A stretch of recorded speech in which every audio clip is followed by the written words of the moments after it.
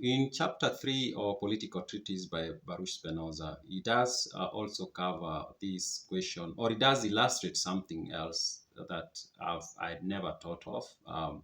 He does bring forth this idea of the Commonwealth being a macrocosm, not a microcosm, but a macrocosm of the individual. And we can also say it the other way around, that the individual is the microcosm of the Commonwealth.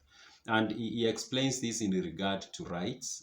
In another video, he talk about the concept of the natural right. And Baruch explains in another chapter that the natural right is that right of you as an individual doing whatever you have to do to survive and to expand your existence. It has nothing to do with being virtuous or anything like that, or doing right by others. It's all about doing right by yourself.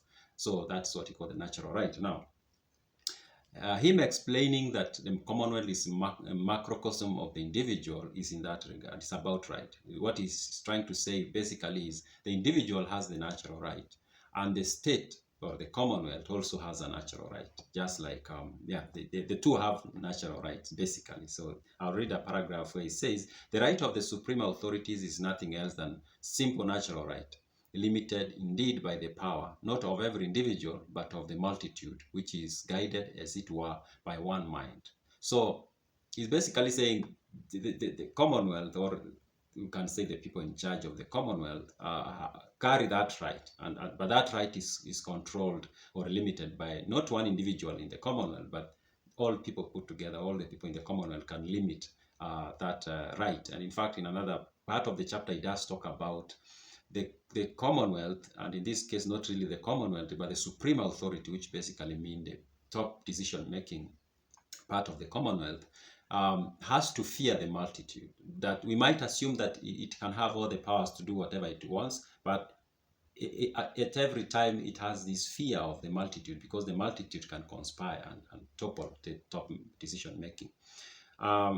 It must be considered that, as in the state of nature, the man who is led by reason is the most powerful and most independent. So too, that the Commonwealth will be most powerful and most independent, which is founded and guided by reason. So he's trying to bring comparison. So in the state of nature, the individual who is, even though they are selfish and they are trying to do everything to survive, the one who uses reason and can be strategic tends to be the most powerful, or tends to benefit the most from that chaotic environment and have things go their way. And those who are not strategic, meaning they don't use reason, tend to lose mostly. So it's the same case with the Commonwealth. The Commonwealth that thrives is the one that has reason guiding it.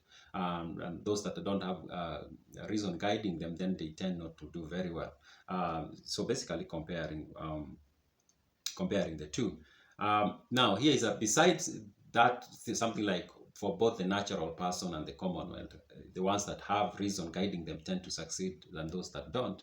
Another comparison he makes in that chapter regarding the person and the Commonwealth is in regard to the relationships. As an individual in the natural state, there is a dynamics that plays out. One can control the other, one can go to the other and ask to be protected, because the environment is, of course, very volatile and insecure.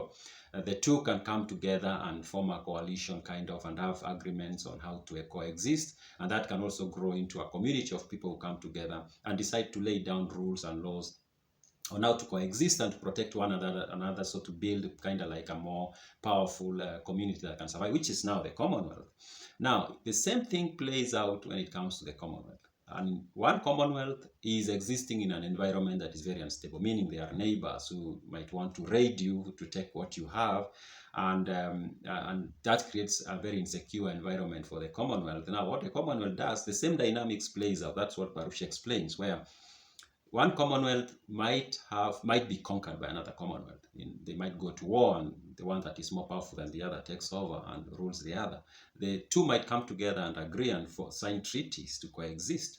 One might just come to request the one that is more powerful to protect it from others that might try to harm it. So the same dynamics, the dynamics that plays out when we consider individual in the natural state, plays out when we consider Commonwealth as now units that exist amongst other units. The same threats exist of being deprived of what they have, of being attacked, and the same dynamics of trying to find peace happen. So that's how he explains how the individual in the natural state, the dynamics that plays out are the same as the dynamics that plays out when we consider Commonwealth that exist amongst many Commonwealths, and how these Commonwealths are going to interact is more or less the same as how an individual in a natural state interacts with others.